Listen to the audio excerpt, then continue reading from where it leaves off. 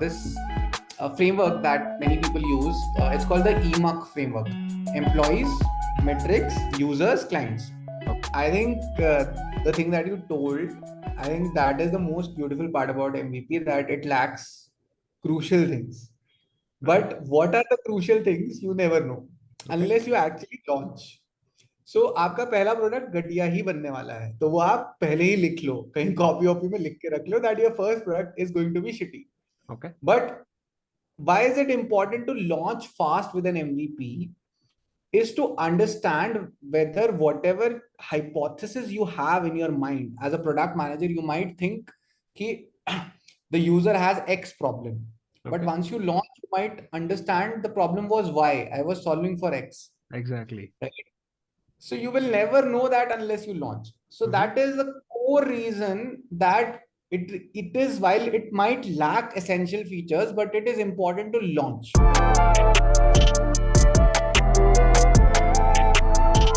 We'll talk about ideas and user needs.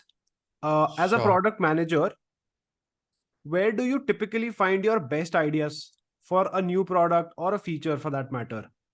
Now, some people argue that product managers often rely too heavily on user feedback and may miss opportunities for truly innovative ideas. But how do you strike that right balance between listening to users and envisioning the future कि हाँ ये चलेगा, but I don't have to listen too much to this. ये मेरे को gut feeling आ रहा है कि हाँ this will work. How do you do that? Sure. So I feel दो तरीके की चीजें हैं. Like there are two things. So one is more like a defined structured way जो काफी लोग बोलते हैं. So there is this framework that many people use. It's called the EMUC framework: employees, metrics, users, clients. Okay. Right? तो चार जगह से idea आ सकते हैं. एक है एम्प्लॉइज से. पहले हमारे दिमाग में we don't think of it, right, कि हम दूसरे से क्यों पूछें, हम प्रोडक्ट मैनेजर हैं, we should know everything, right? Like you don't know everything, right? So first thing is you should consult people you are working with, right? They might have something, or they might have seen something, some kind of a user feedback that you have not even thought through, right? So first is the employees part. The second are metrics. Like I mentioned कि सुबह उठ के देखना है कि क्या move हुआ, क्या नहीं हुआ, whether things have improved, declined, how, why have they improved, declined, right? So metrics से भी you get a lot of good feedback around how users are behaving within your product, right? Okay. And these are not only metrics like revenue, profitability. These can be metrics like कि 100 people came to the screen first screen, and then only 50 people came to second screen. So you know that 50% drop off is there from the first screen to the second screen. So there might be a problem. And from screen 2 to screen 3, there might be only 10% drop off. So you know that focus is like screen 1, fixing screen 1 rather than fixing screen 2. Right? So second is metrics. Okay. Third is users. तो user से बात करनी है, जिसपे मैं थोड़ा I'll go in much more depth little later. And fourth is clients. Clients is again users, but more in a B2B lens, right? Which is like in B2B, your users of the product might not be the people who are purchasing the product, right? Correct. Many times there's a big difference, right? Correct. There are stakeholders who take the purchase decision, but finally the users are someone else in the organization itself. Correct. My CMO will purchase Adobe Photoshop, but she will not design. Correct. Exactly. Yeah. So ये चार चीजें हैं: employees, metrics, users और customers. ये चार structured है. Users में थोड़ा घुसते हैं. Let's dive a little more deep in users. So I personally, and different people have different approaches, but I like to get to the bottom of the user needs using a simple 3 to 4 questionnaire kind of a framework by talking to users. Okay. First important thing is जो maximum product managers नहीं करते हैं, practice to actually identify user needs is talking to users, because metrics आपको कुछ point तक कुछ बता देंगे कि आपका user कैसा कर रहा है, किस screen पे कहाँ बैठ रहा है, right? But finally उसके दिमाग में और क्या चल रहा है, they might be opening 5 other apps, right? You don't even know, right? So I'll give you an interesting anecdote before diving into user needs. So काम करके एक app है, CALM, right? Meditation के around app है.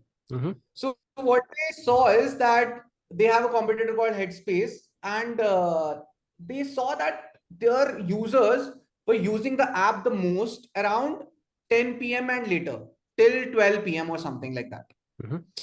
So the product manager got curious. यार ये 10 बजे से 12 बजे तक ही maximum people, why are they using it at night, right? It's a meditation app. It can be used throughout the day. So what is it that people are doing?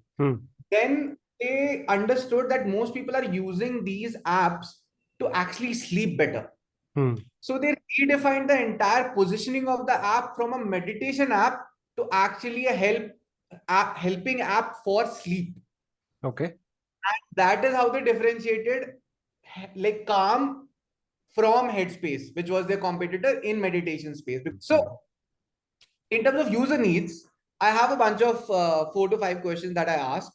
When I talk to users, firstly, it's important to identify who your user are. If you talk to the wrong user, then you will end up solving the wrong problem. So before even talking to user, you should understand that who is it that I'm trying to solve for.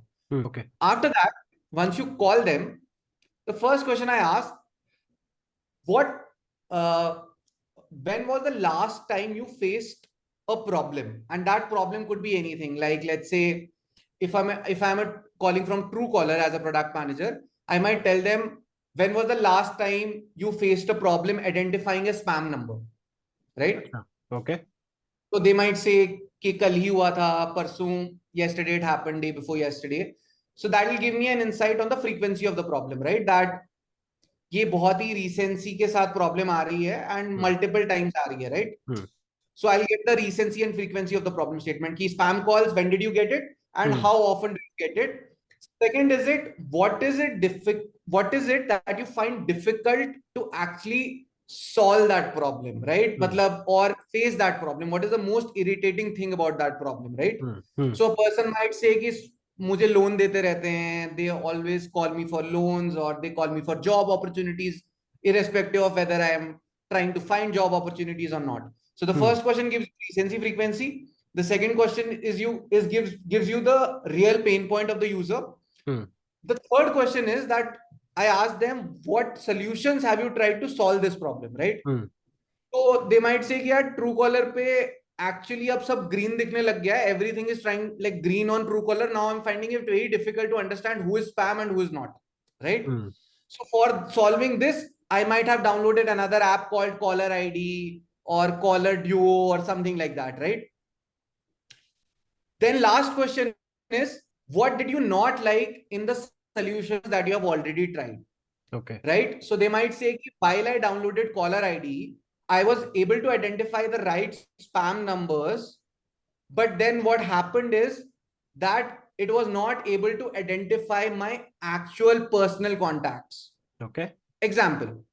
So then you know that the gap in the market is that there is a need of an app which is able to detect personal numbers also efficiently, because Truecaller has a big database which is difficult to actually build upon. But at the same time, it has to have a spam detection capability, which is much better than Truecaller, because now Truecaller has started to charge corporates to actually list those numbers as a safe number from which they are receiving a call, right? So these are the set of 3-4 questions that I ask, and then you know that this is the market gap which is not being addressed right now.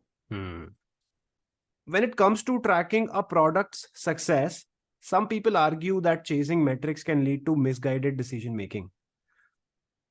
Now, how do you ensure that you are just not just optimizing for vanity metrics, but for actual business value as well? I mean, how do you determine the right metrics to focus on?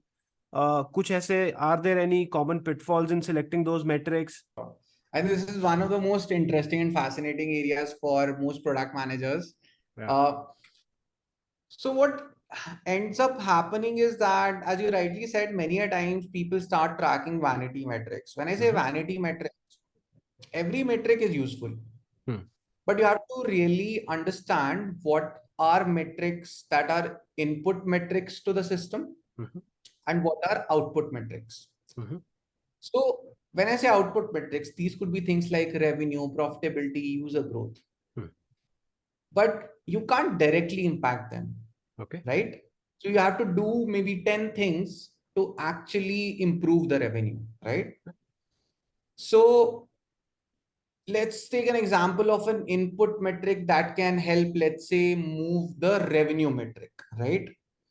So let's take an example of any normal website out there, let's say Flipkart. Okay. Okay. A person goes on Flipkart, and the first time they go, let's say it takes 6 seconds to load the homepage. Okay. Okay. Maybe out of 100% people, uh, 70% have the patience to wait for 6 seconds. The rest 30% might think, let me come back, 1 घंटे बाद आते हैं. ठीक है?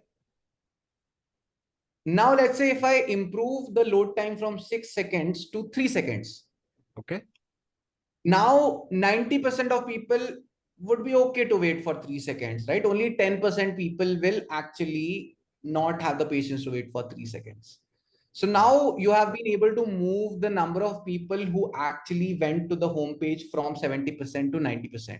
Right. Right? By just improving the page load time from 6 seconds to 3 seconds. Okay. So your input metric becomes the page load speed.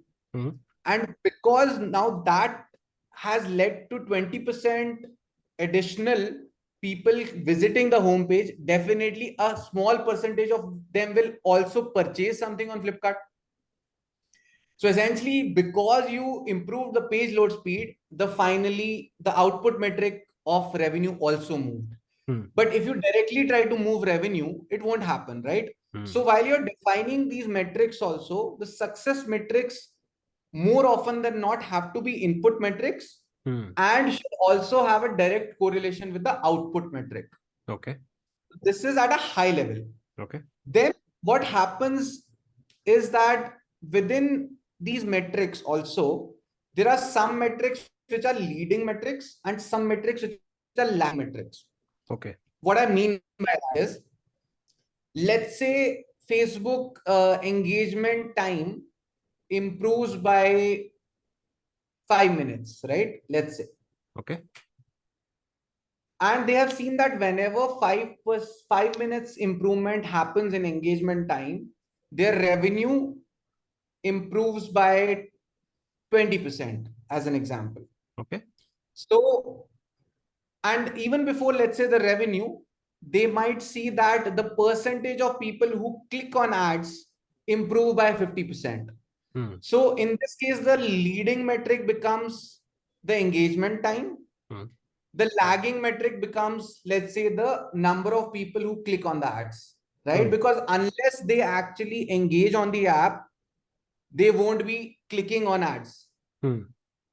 So it is always important to differentiate between these and then also track them in a way wherein you don't wait for the lagging metrics to improve.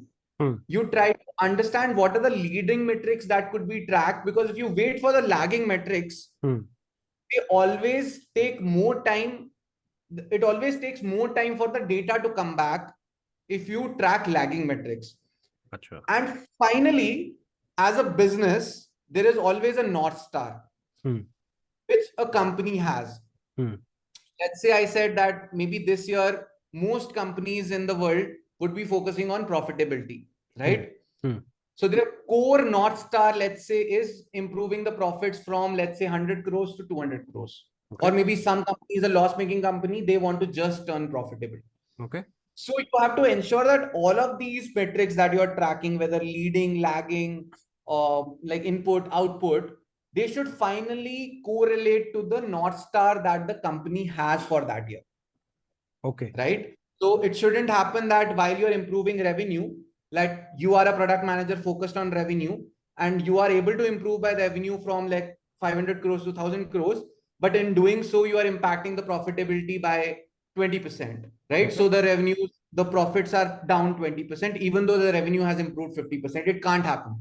Okay. So all the metrics that you're tracking should finally be correlated to the North Star of the company. Okay. Going back to that North Star, leading, lagging, input, output metrics. Some people argue that North Star metrics can lead to tunnel vision, neglecting other critical aspects of product performance.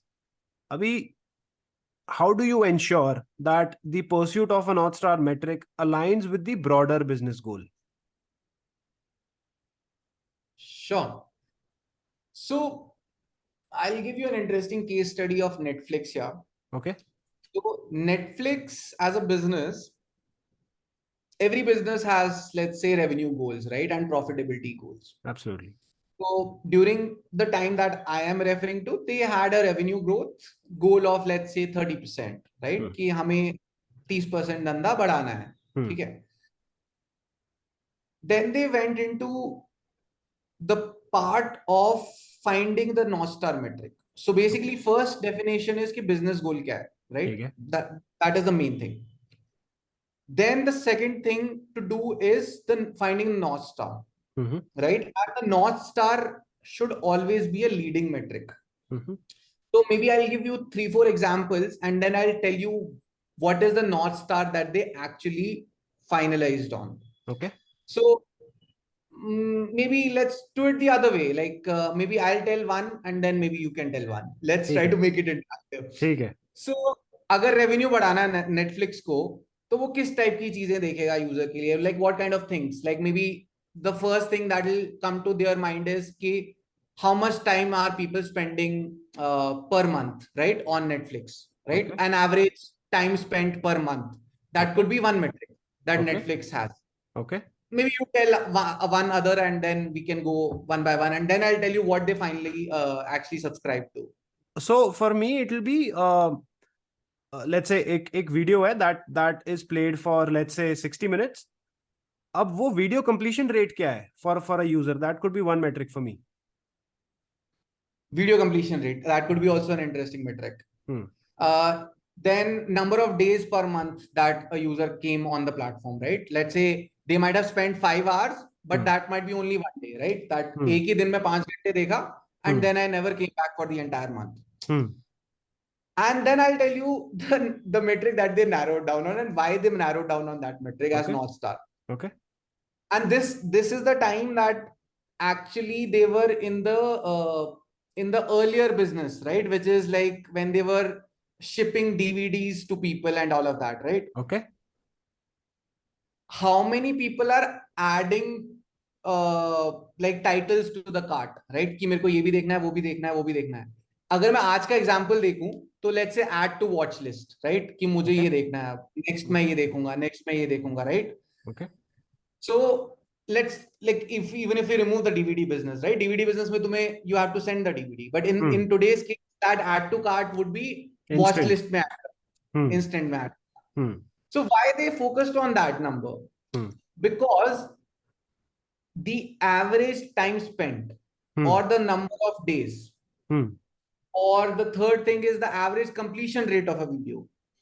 If you think about it, this will come after a person actually thinks about watching something, right? Which is adding something to the watch list, right?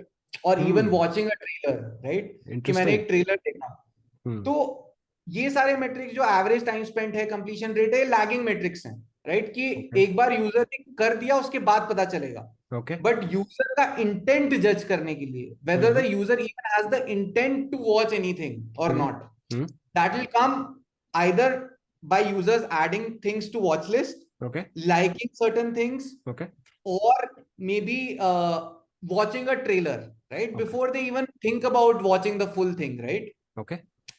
So that becomes a leading metric. So the entire company then started to focus that how do we get more people to either get like add titles to the watch list, right?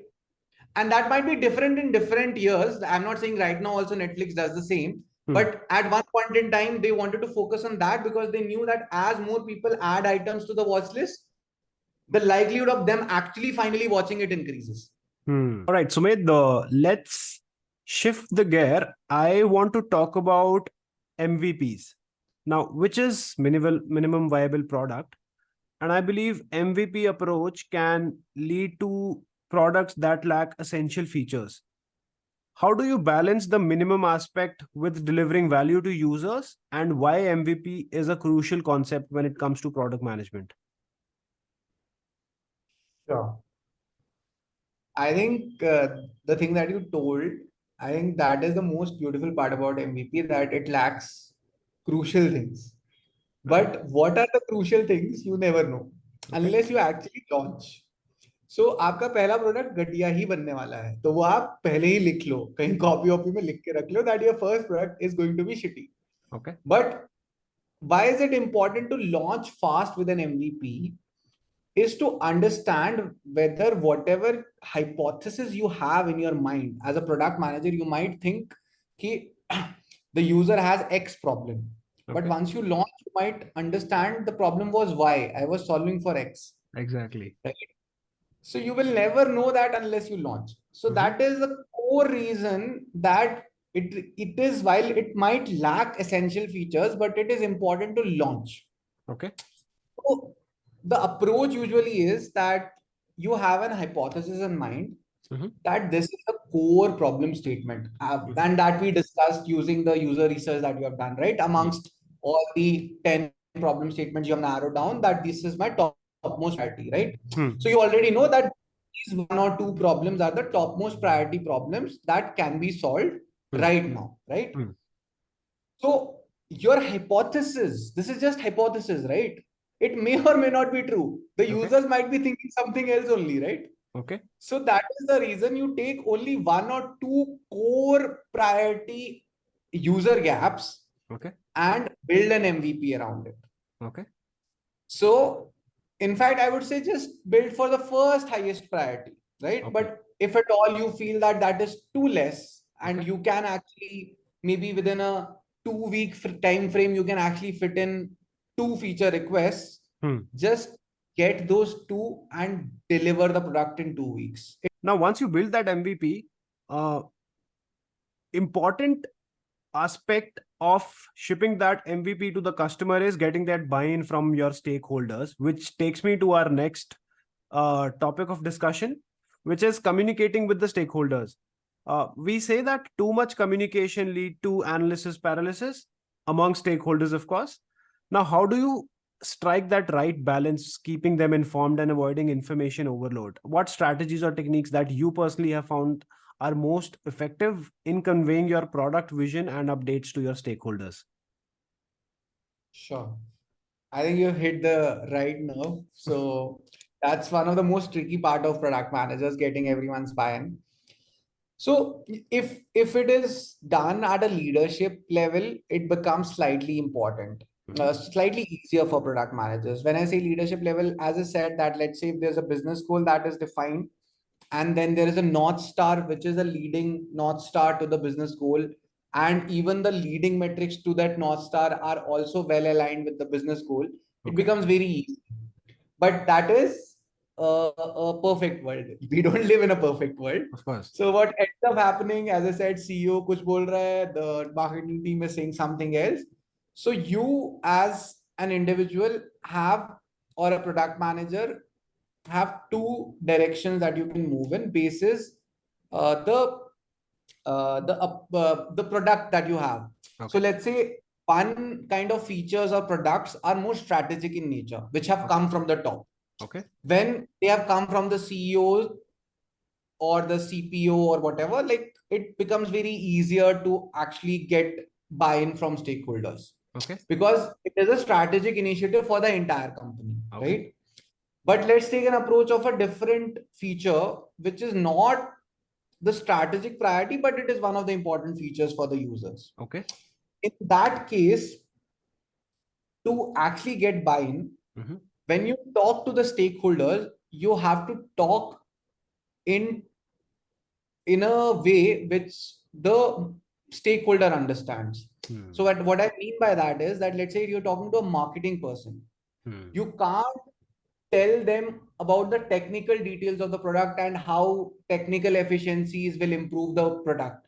You have to tell Absolutely. them how this product is going to help their marketing efforts. Absolutely. I think it's common. It's the basic fundamental of communication, which I essentially also feel that whenever I in my job role, whenever I write marketing messages, there are three pillars for that. I feel marketing messages are something that needs to follow this RWB rule that I've made it for myself. Messages should be relatable, so that अगर आप किसी को कुछ बता रहे हो, if you're telling it to somebody, they should be able to relate to it. It shouldn't sound a alien thing for them. So R is relatable. It should be believable. B is for believable. Of course, I mean, you can't say that, okay, US is the poorest country in this world. It should be believable. And for W, it should be something that people are willing to listen to. As you rightly mentioned, when it comes to stakeholder communication or stakeholder management as well, it becomes very important that you need to understand who are you talking to, what sort of messages are they willing to hear. So I totally agree to your point, which actually brings me to our next topic. Now you have made the product, you have buy-in from the stakeholders. Now you have to launch that product. Want to hear it from you. What are the strategies or tactics that you find most effective for ensuring that a successful product launch has happened? Sure. That's the wish of every product manager as well as marketer, that a successful product launch ho. Mm-hmm.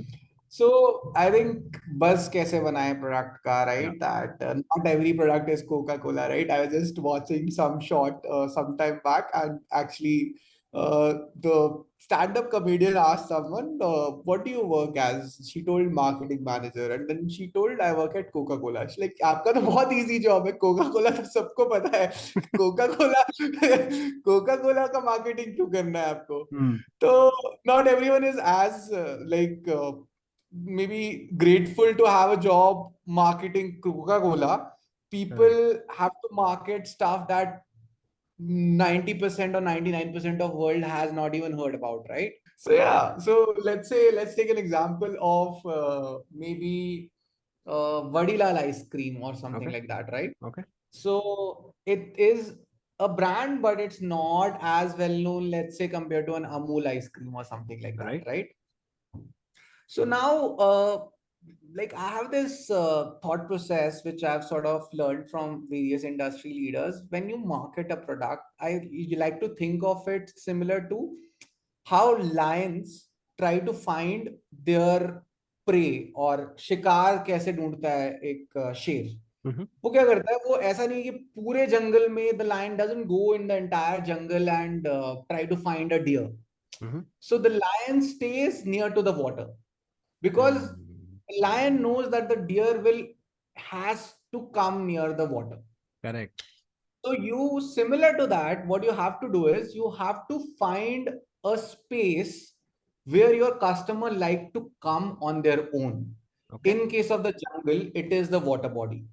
Right. In case of Vadilal ice cream, you know that the ice cream might not fly in Kashmir, right? It might fly in Rajasthan.